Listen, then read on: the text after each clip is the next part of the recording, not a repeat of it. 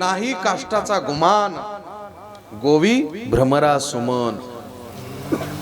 अरे कठीण लाकडाला छिद्र पाडणारा तो भुंगान कमळाच्या दलांमध्ये गुंतून मरतो म्हणजे काय? अजून सांगू तुम्हाला. आई स्वयंपाक करत होती, पोरग टीव्ही पाहत होतं.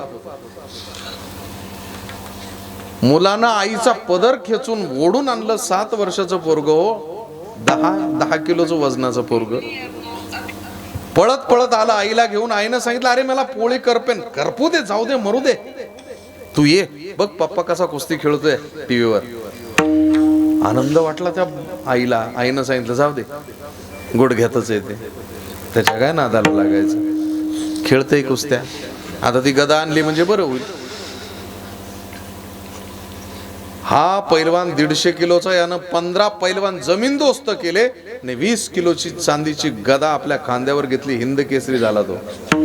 पोरानं पुन्हा आईला पळत पळत जाऊन सांगितलं, पप्पा कमीत कमी जवळजवळ तुम्हाला सांगतो फादर्स डेला 850 ते 900 मुलींच्या स्टेटसला माय वर्ल्ड, माया, पप्पा, माझे वडील, माझा बाप, माझा देव अशा स्टेटसला राहतो. यापेक्षा काय कमवायचं? म्हणून संस्था सुद्धा त्याच नावानं सुरू केली, तिसरा उंबरठा बहुउद्देशीय संस्था.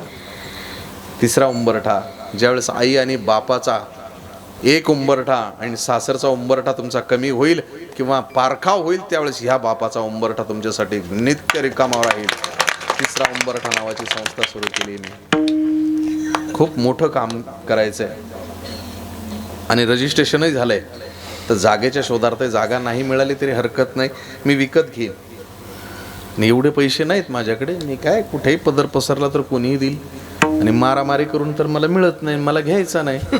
कारण एका जणानं मला सांगितलं होतं बरं का, सरपंच साहेब, जास्त मनावर घेऊ नका, इथं फक्त ऐकून घ्या. पोरग 5-6 वर्षापासून कीर्तन करतोय, मोठी गाडी घेतली,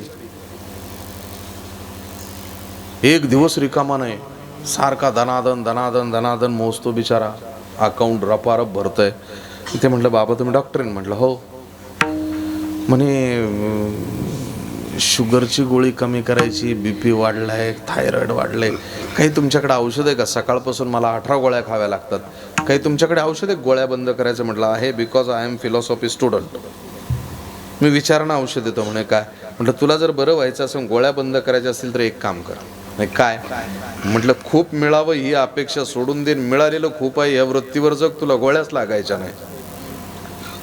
पण मोकार मिळावं अशी जर तुझी इच्छाच असेल, नुसती धावपळच करायची असेल तुला, तर उपयोग नाही बाबा. गाडीत बसून बसून मूळव्याध होईल, उपयोग काय त्याचा? म्हणून मनाला स्थिर ठेवावं. मी काय सांगत होतो, माऊली ज्ञानोबा त्यावेळेस लक्षात आलं नाही काष्टाचा गुमान, पण तो भुंगा तिथे गुंतून मरतो कारण प्रेम. मग माऊली ज्ञानोबा सांगतात, मला एका वृत्तीला पोचायचं आहे. कारण माऊली ज्ञानोबांना एक आजार झालेला आहे, NPD, नार्सिस्टिक पर्सनॅलिटी डिसऑर्डर. हा आजार प्रत्येकाला असतो आणि ह्या आजाराचं निदान करणारा जो डॉक्टर असतो त्याला सायकॅट्रिस्ट म्हणतात.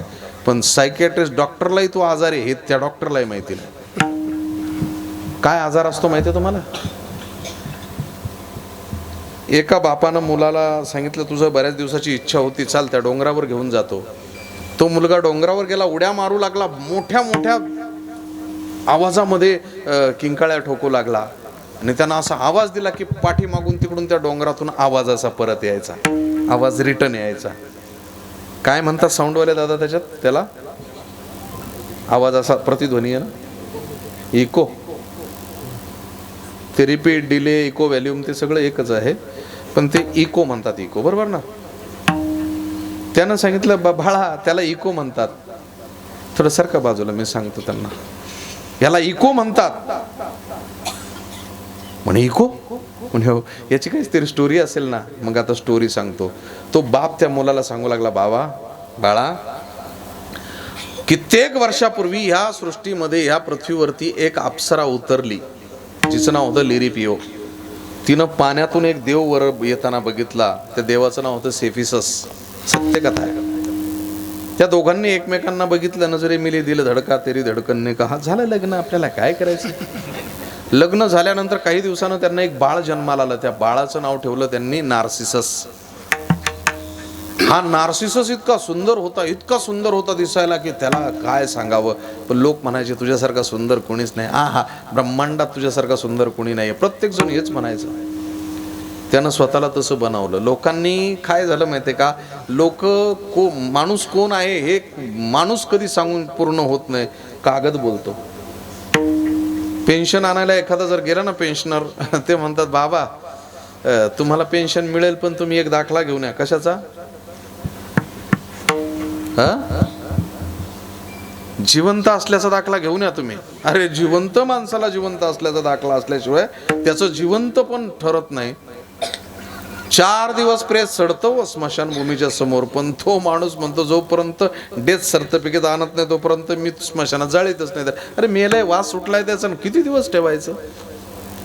म्हणून माणसाची अशी गत झालेली. स्वर देत चला. कागज के दो पंख लेके उड़ा चला जाए रे, जहाँ नहीं जाना था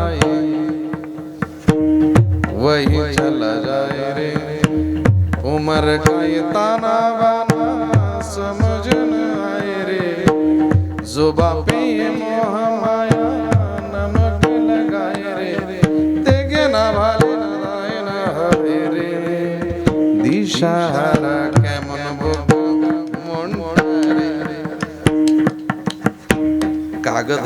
कागदाच्या पंखानं माणसं उडायला बघतायत. उपयोग नाही. कागदाच्या फुलातून सुगंध येणार नाही. म्हणून एक गोष्ट लक्षात ठेवा, हो कागदापासून थोडंसं बाजूला जा. तो नार्सिसस आहे, त्याला लोक म्हणायचे you are gorgeous. You are beautiful, most beautiful. तुझ्यासारखा सुंदर कोणीच नाहीये. आणि त्यानं ती धारणा तयार करून घेतली, मैं सुंदर हूँ, माझ्यासारखा सुंदर कुणीच नाही. आणि एक दिवस असं झालं की एक अप्सरा त्या जंगलामध्ये फिरत असताना तिनं बघितलं नार्सिससला, पण समोर येत नव्हती. ती लपून छपून त्याला बघायची. ती म्हणायची अरे ब्रह्मांडामध्ये एवढा सुंदर पुरुष नाहीये आणि हा पुरुष माझ्या समोर उभा आहे, पण याच्याशी मी जाऊन बोलू शकत नाही. म्हणून ती लपून छपून बोलायची, बघायची. आता ही त्याच्या समोर का जाऊ शकत नव्हते? काही काहींच्या गडबड असते. तोंड उघडलं तरी घाणच बाहेर निघणार, सरळ बोलणारच नाहीत लोक कधी. एक मुलगा मुलगी बघायला गेला. मुलीच्या आईबापानं सांगितलं होतं जर थोबाड उघडलं तर लग्नच लावणार नाही, 50 स्थळं झाली तुझी. नवरदेवाच्या बापानं सांगितलं जर तिथं बडबड केली तर लक्षात ठेव. तिकडून आल्याच्या नंतर तिकडच्या लोकांनी नाही म्हणालं तर असंच राख लावायची आणि हिमालयात जायचं, पुन्हा आपल्या घरी यायचं नाही. दोघांनी शब्द दिला, मुलीनं मुलांना आपल्या आपल्या आईबापांना. तेवढ्यामध्ये काय झालं, पंख्यावरून एक असा किडा उडाला आणि त्या मुलाच्या खांद्यावर बसला. त्यांना तिडा तिडा तिडा तिडा तिडा. ती म्हणते तुताय तुताय तुताय तुताय. दोघही तोत्रे होते. म्हणे 36 पैकी 36 गुण जुळाले. झालं म्हणजे जिथे मज बोलू नाही ऐसे केले, मन उन्मनी बोधले, बाप रखमादेवर विठ्ठल तिथे नेले मी. काही काही ठिकाणी बोलूच नाही पण तिथंच बोलतात माणसं बरोबर. बोलायची गरज नसते. आता ती मुलगी का बोलत नव्हती याचं कारण असं होतं की तिनं ज्युपिटर आणि जुनो म्हणजे बृहस्पतीने त्याच्या पत्नीमध्ये भांडण लावलं होतं. आता दोघांमध्ये भांडण लावल्यामुळे असं झालं की त्या बृहस्पतीच्या पत्नीनं शाप दिला. म्हणे जा तू स्वतःच्या मनानं काहीच बोलणार नाही. म्हणे मग मी काय बोलन? म्हणे दुसरा जे काही बोलल त्याच्या शेवटचा शब्द तू उच्चारशील, दॅट इज द इको. तो शब्द उच्चारला जाईल. नेमकं त्याच्यापासून सगळं ते मिक्सरमध्ये आहे. आता इथून बघता क्षणी कोणतं आहे? अवजा आहे का? 9 12 16 14 12 ते Studiomaster, Soundcraft, Allen Heath, Dynacord सगळे कळतात मला. सगळं त्यातलंच आहे. रिवर्ब किती असावा, इको व्हॅल्यूम किती असावा, डिले किती असावा, पॅन किती द्यायचा, त्याचा गेन. काही काही गेन दौडे म्हणतात गेन वाढव गेन वाढ. अरे गेन क्वालिटी मेंटेनर आहे, तो काय आवाजाचा थोडी आहे. काहीच नाही कळत आणि ते बिचारे देतात मर एकदाच. त्यातून मी निघालोय म्हणून मी सांगू शकतो. इथं बसल्या बसल्या तिकडे काय काय जोडलंय आणि किती किती जोडलंय थोडंसं सारखा बरं बाजूला. मी इथून सांगतो. वर 250 लावलाय का? भोंगेल नाही तो थोडं सरकार मला बघू द्या ना. थोडं सगळं मला ते मशीन बघू द्या. ते त्यांना पाहिलं मी असं थोडंसं पुढे. त्याच्या खाली 250 पिंटो लावलाय. 1000 पिंटो आहे का? 1200. इकडे अवजाचं सगळं युनिसाऊंड आहे. इकडे पॉवर ॲम्प जोडलेले 2, बरोबर ना? हे 2 4 मॉनिटर लावलेले. त्यांना टॉप म्हणतात, ते मिड आहे, ते बेस आहे, सगळं कळतं मला. माईक कोणत्या कंपनीचा आहे, किती ओमचा असला पाहिजे, किती हेही कळतं मला सगळं. म्हणून मी सांगतो, हे इथून इथपर्यंत नेऊन घातला का मग झालं बुवा. कारण थोडेसे नाराज झाले ते. त्यांना वाटलं काय माझं बाबा हे काही कळत नाही काय नाही, म्हणून कळतं हे दाखवलं. तर ती मुलगी जी आहे, ती मुलगी शेवटचा शब्द उच्चारायची, हा म्हणतो आवाजाची पायरव जाणवला नाही, हा म्हणतो अरे कोण आहे तिथे, ती म्हणते आहे तिथे. असं लपण्या छपण्यात काय अर्थ आहे, ती म्हणते अर्थ आहे समोर आलं पाहिजे, ती म्हणते समोर आलं पाहिजे. आपण बोललं पाहिजे, ती म्हणते बोललं पाहिजे. मग ये ना समोर, ती म्हणते ये ना समोर. हा म्हणतो आता मलाच ऑर्डर करते. गेला आणि समोरासमोर नजर झाली, तिला राहवलं नाही, ती पळत आली ना आलिंगन देण्यासाठी पुढे आली. अप्सरेला डायरेक्ट त्यानं सांगितलं फळ तुझी काय उकात आहे का, हाकलून दिलं तिला. तिचा अपमान झाला. अप्सरेला नाही म्हणतोय. अरे आता आंबे हळद लागण्याच्या ऐवजी नुसती हळद लागावी म्हणून लोक प्रयत्न करतात. कशी असू दे, एकदाची हळद लागून जाऊ दे. माझी भाषा कळते का तुम्हाला? आंबे हळद लागण्यापेक्षा छेडछाड प्रकरणात मग आंबे हळद रगत रोडा वापरतात ना तुमच्याकडे, बजरंग लेप. तर पिवळी हळद लागली म्हणजे काहीतरी बरं वाटेल बुवा, कमीत कमी भाजला आहे, पुन्हा खवीज बनणार नाही. तो अप्सरेला नाही म्हणतोय, तिचा अपमान झाला हे बघून तिच्या मैत्रिणीनं प्रतिशोधाच्या देवतेला सांगितलं याचा बदला काढा. त्याचा बदला घेण्यासाठी ती जी मुलगी आहे त्या प्रतिशोधीच्या देवतेनं एक जाळं विणलं. तो त्या जंगलामध्ये फिरत असताना त्याला तहान लागली आणि त्यानं स्वतःचं स्वरूप त्या झऱ्यामध्ये बघितलं. तो त्या झऱ्यातल्या प्रतिबिंबाला म्हणतोय की मित्रा माझ्याबरोबर राहा, माझ्याशी मैत्री कर. अरे तू जगातला सर्वात सुंदर पुरुष दिसतोय, लोक मला म्हणतात पण माझ्यापेक्षा सुंदर तू आहेस, मित्रा माझ्याशी मैत्री कर ना.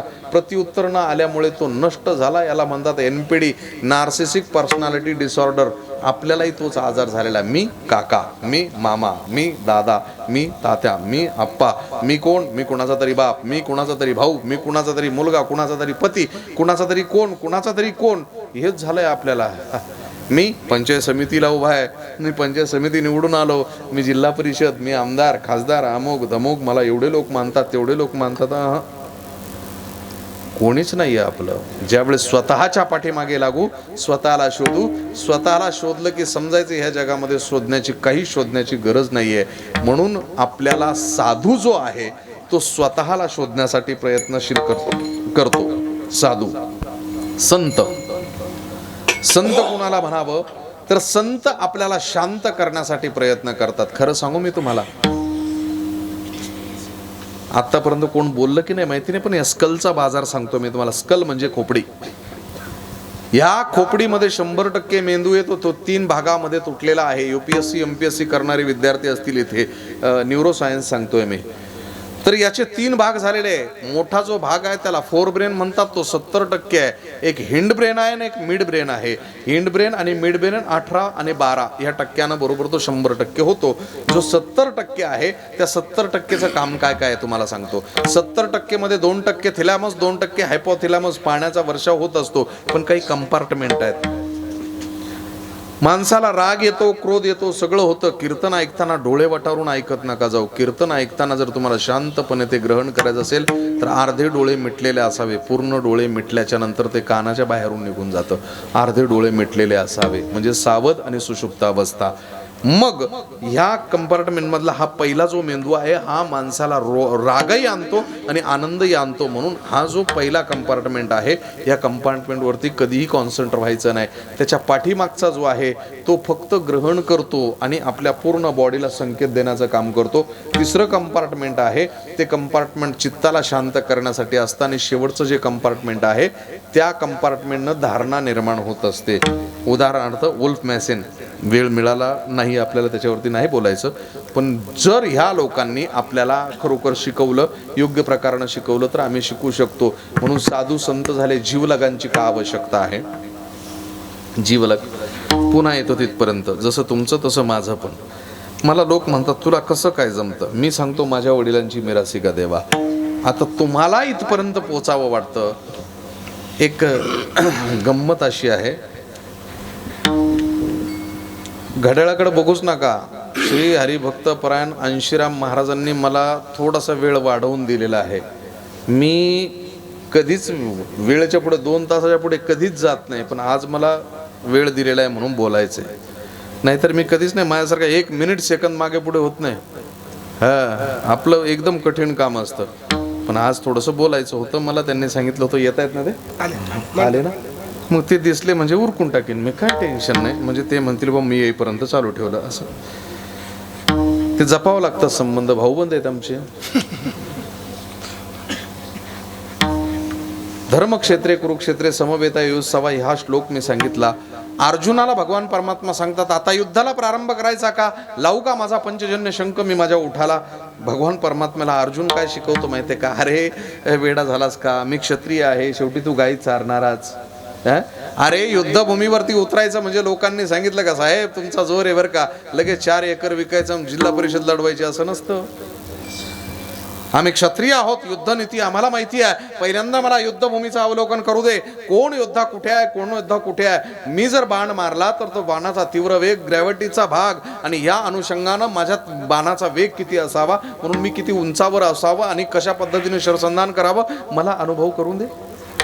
ठीक आहे म्हटले. अर्जुनानं पहिला नेत्रकटाक्ष टाकला. 3 महायोद्धे दिसले, द्रोणाचार्य, कृपाचार्य, भीष्माचार्य. तिघांना बघता क्षणी अर्जुनाला भगवान परमात्मा म्हणतात काय झालं रे, युद्ध टळू शकत नाही का. म्हणे का, अरे यांचे माझ्यावरती अगणित उपकार आहेत, माझ्या कुटुंबावरती उपकार आहेत. मग ज्ञानेश्वरीमध्ये ओवी आहे. ज्ञानेश्वरीमध्ये ओवीमध्ये माऊली ज्ञानोबा काय सांगतात माहितीये का, अर्जुना तुझे चित्त जरी जाहले द्रवीभूत तरी ते अनुचित संग्राम समयी. अर्जुना तुझं चित्त द्रवीभूत जरी झालं तर संग्रामाच्या समयी चुकीचं आहे ते. या ठिकाणी नको. वाढदिवसाला तू उगाच 10व्याच्या ओव्या घेऊ नको. बरोबर ना, उगाच वाढदिवस आहे मग म्हणायचं उपजे ते नाशे नाशले पुनरपी दिसे हे गटिका यंत्र देसे परिभ्रमे का. अजून एक ओवी कायमस्वरूपी घेतली जाते, ते देहाच्या गावा आली या जन्म मृत्यूच्या सोळ. पाठच असतं बऱ्याचशा नेते लोकांच्या पाठ आहेत ह्या ओव्या. ते आमच्यापेक्षा जास्त ओव्या बोलतात कधी कधी. म्हणून मग तिथे हा विषय बोलायला नको. अर्जुन म्हणतो बरं ठीक आहे, आता ते योद्धे आहेत म्हणून युद्ध करणं माझं कर्तव्य आहे. थोड्या वेळानं पुन्हा बघितल्याने अर्जुन मूर्छित होऊन पडला. त्यावेळेस भगवान परमात्मा सांगतात काय झालं. म्हटले माझेच नातेवाईक आहेत, यांच्या विरोधामध्ये कसं युद्ध करू. त्याचं उत्तर देताना ओवी काय माहितीये, त्याचं उत्तर देताना भगवान परमात्म्याला अर्जुनाला भगवान परमात्मा शिकवतात, वेड्या आगा गोक्षीर जरी जाहले तरी पथ्यासी नाही म्हणितले, ऐसेनी विष होय सुदले नवज्वरी देता. अरे गाईचं दूध अमृत आहे, पण ते जर एखाद्या नवीन ताप आलेल्या रोग्याला दिलं तर माणसाच्या प्लेटलेट्स वाढतात, माणसाला नवज्वर जो आहे तो विषम ज्वरापर्यंत जातो, माणूस दगावतो सुद्धा. म्हणून गाईचं दूध अमृत जरी असेल तरी पथ्याला नाहीये. म्हणून तुझे योद्धे समोर तुझे नातेवाईक जरी असतील तरी त्यांना मारावं लागेल. तरी अर्जुन तयार होत नाही. बरंच म्हणजे 2ऱ्या अध्यायापर्यंत तयार होत जवळजवळ. आणि सरते शेवटी उत्तर देतो अर्जुन. काय उत्तर देतो माहितीये का, अधर्मा विभवात कृष्णा प्रदूषन्ति कुलश्रिया श्रीषु दुष्टासु वार्ष्णेय जायते वर्णसंकरा. अधर्मा विभवात कृष्णा प्रदूषन्ति कुलश्रिया श्रीषु दुष्टासु वार्ष्णेय जायते वर्णसंकरा. अर्जुनाची काय भीती आहे, अधर्म वाढेल, कुलातील पुरुषांचा वध. कमी करा नाही को. अधर्म वाढेल, कुलातल्या पुरुषांचा वध माझ्या हातून झाल्यानंतर माझ्या कुळातील स्त्रिया विधवा होतील, विधवा झालेल्या कुलस्त्रियांना दुष्ट वासना घेरतील, दुष्ट वासनेनं घेरलेल्या कुलस्त्रिया व्यभिचार करतील, व्यभिचारातून जन्माला आलेली संतती संकरित असेल आणि संकरित संततीनं केलेलं पिंडदान आमच्यापर्यंत पोहोचणार नाही. म्हणून पतंती पित्रो हेशाम लुप्त पिंडोदक क्रिया. पिंडदान प्रक्रिया बंद पडू नये म्हणून माझ्या जीवलगांची मला आवश्यकता आहे. एकच उदाहरण देतो ना, उरकतो. एकच उदाहरण फक्त देऊ का नको. काय झालं माहितीये का, एकदा झालं राजहंस आणि राजहंसिनीचं लग्न. उच्च भ्रूपक्षी आहेत ते, त्यांचे नियमही वेगळे. मग दोघांनी ठरवलं आणि तीर्थाटन पर्यटनाला नाही जायचं, हनीमून. मधुचंद्र निघाले एका जंगलामध्ये गेले.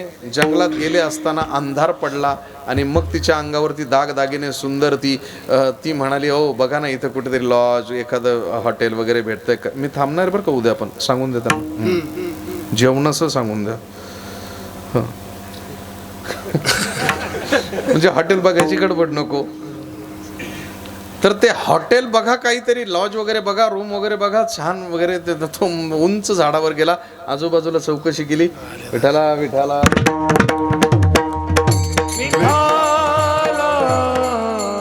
कुठेही खोली मिळाली नाही. आणि तो म्हणाला, प्रिये कुठेही काही आसरा मिळत नाही, पण गप्प बसेल ती बाई कशी हो? तिनं सांगितलं, अहो तुम्ही खोटं बोलताय म्हणे. का ते तिथे एक घर दिसतं का नाही? म्हणे ते घर मी पण बघितलं, पण तिथे जायचं नाही आपल्याला. म्हणे का जायचं नाही? म्हणे याचं कारण असं आहे की ते घर कावळ्याचं आहे. म्हणे कावळ्याच्या घराला काय होईल? कावळा आपला अजात शत्रू आहे, आपण राजहंस आहोत, कावळ्याला आपलं बघवेल का? त्याच्यामुळं नको बाबा, नाही. आणि त्यातल्या त्यात अंधार पडू लागलाय, 7च्या नंतर 5च्या नंतर कावळे ठिकाणावर नसतात, तुला कळत नाही का? ते म्हणाले, नाही नाही मी करते बरोबर मॅनेज. तो देणार नाही मान्यता. ही समोर गेली आणि तिनं डोरबेल वाजवली. तिनं सांगितलं, दादा माझी गाडी पंक्चर झाली, मला रात्रभर थांबवशील का?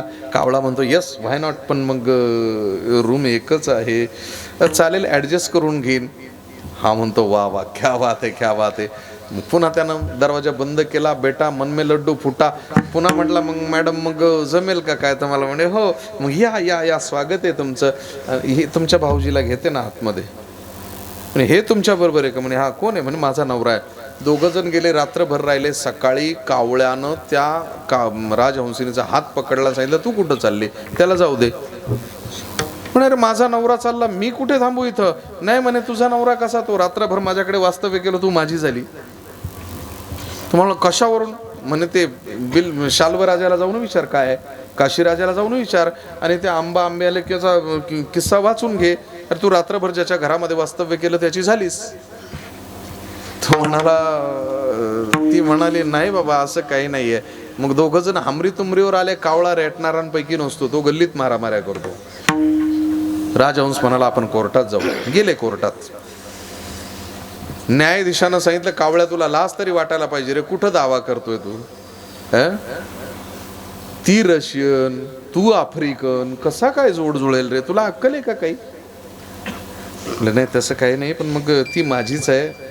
जर माझी नसेल तर मला मिळवून द्या, भले मी टेबला खालून देतो. तू काय देणार आहे रे? म्हणे लोकांनी दावे नाही केले तर तुला काय मिळायचंय? तू काय देणार आहे? म्हणे मी अशी वस्तू देईल की जगात कोणीच देऊ शकत नाही. म्हणे काय? मला पितृदूत म्हणतात. बाबा किती घाईत असला तरी मी स्पर्श केल्याशिवाय बाबा जय विठ्ठलच करीत नाही. नेते मंत्री शोकाकुल अंतकरणाने हे बोलायला थांबावंच लागतं त्यांना. म्हणे मग काय? अरे मला पितृदूत म्हणतात, मला मेलेली लोक दिसतात. म्हणे असं? म्हणे हो. मग तुझे आई वडील तुला दाखवू शकतो. म्हणे अरे माझ्या आई वडिलांनी खूप कष्ट करून मला जज केलं रे, काय करावं काय करावं? फक्त तेवढी राजहंसीने मला मिळवून दे, तुझे आई वडील तुला दाखवतो. म्हणे ठीक आहे. त्यानं खोटा निर्णय दिला आणि खोट्या निर्णयानंतर तो राजहंस, तो कावळा राजहंसिनीला घेऊन चालला. तेवढ्यामध्ये न्यायाधीशानं सांगितलं, माझा निर्धार मी पूर्ण केला, माझा शब्द पूर्ण मी केला, आता तुझा शब्द तू पूर्ण कर. ठीक आहे. कावळा पुढे चालला, न्यायाधीश मागे गेले आणि एका रस्त्याच्या कडेला उकिरडा होता. न्यायाधीशाला म्हणे उकर. त्याच्यातून 2 किडे बाहेर काढले. म्हणे हा तुझा बाप आणि ही तुझी आई. अरे म्हणे माझ्या आईवडिलांनी एवढं पुण्य केलंय, एवढ्या पुण्य केल्यानंतर सुद्धा माझे आईवडील ह्या नरकाच्या घाणीत कसे? त्यानं सांगितलं हे वैकुंठात होते, पण कधीपर्यंत? जोपर्यंत तू खोटे निर्णय देत नव्हता तोपर्यंत. तू खोटा निर्णय दिला, तुझ्या पितरांची गती गच्छती झाली. याचा अर्थ आपल्या कर्मावर आपल्या पितरांची गती आहे. तुम्ही जे तुमच्या पंजोबापासून व्रत सुरू केलेलं आहे, हे व्रत कदाचित श्राद्धानं पूर्ण झालं नाही तरी पण ह्या कार्यानं त्यांना नित्य नित्य आनंद होत राहील. आणि त्यांनी दिलेला आशीर्वाद अगदी ब्रह्मदेवाच्या पूर्वजाला सुद्धा अडवता येणार नाही. हा आशीर्वाद थेट तिथून येणार आहे. म्हणून आपले जीवलग गोमटे ते करा माझे, भार ओझे तुम्हासी. आता इथे जीवलगाचा संबंध आहे. म्हणून मागणी कशी मागावी तर आपल्या जीवलगाकडे अशी मागावी. नाहीतर मग काही एक फिलॉसॉफर म्हणतोय जीवनाचं ध्येय काय असावं? तो म्हणतो काही नाही, आपल्या बापानं कमावलेलं उडवून टाकायचं, नाचेंगे गायेंगे ऐश करेंगे और क्या. लोक त्याच्यावर हसले, मग त्यानं उत्तर दिलं, माझ्या पंजानं कमावलं माझ्या आजोबासाठी, माझ्या आजोबानं कमावलं माझ्या बापासाठी, माझ्या बापानं कमावलं माझ्यासाठी, आणि मी जर पोरासाठी कमवत बसू तर माझ्या बापानं माझ्यासाठी कमावलं ते माझ्यासाठी नव्हतंच, मी इथे फक्त हमालच होतो म्हणून आलेली संपत्ती उडवून टाकणे. याचा अर्थ असा की आपल्या वडिलांची जी मिरासी आहे तुमच्या ह्या कार्यानं तुमचे पितर तृप्त होतील आणि त्यांना योग्य प्रकारची गती जी आहे ती वारंवार वाढत मिळत राहील. यासाठी मला फक्त ह्या जिवलग शब्दावरती बोलायचं होतं. सेवेला पूर्ण विराम देण्यापूर्वी सर्वांच्या चरणी मस्तक साष्टांग प्रणिपात दंडवत एकदा गोड प्रेमानं भजन करू. ज्ञानेश्वर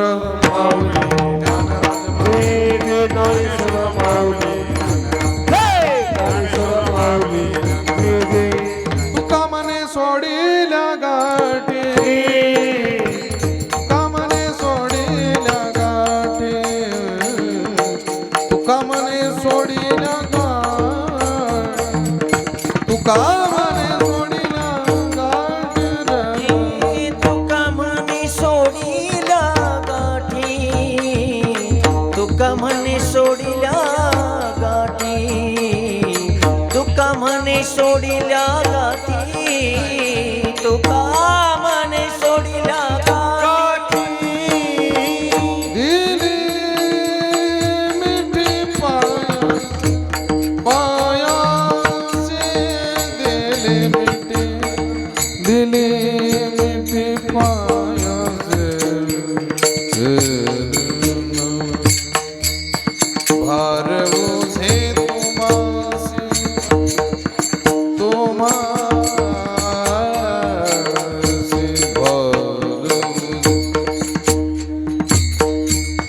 भार ओझे तुमासी, तुमासी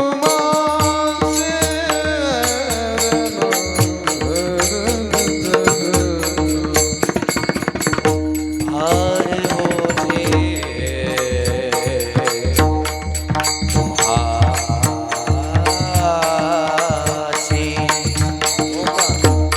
भार ओझे, भार ओझे तुम्हासी, भार ओझे,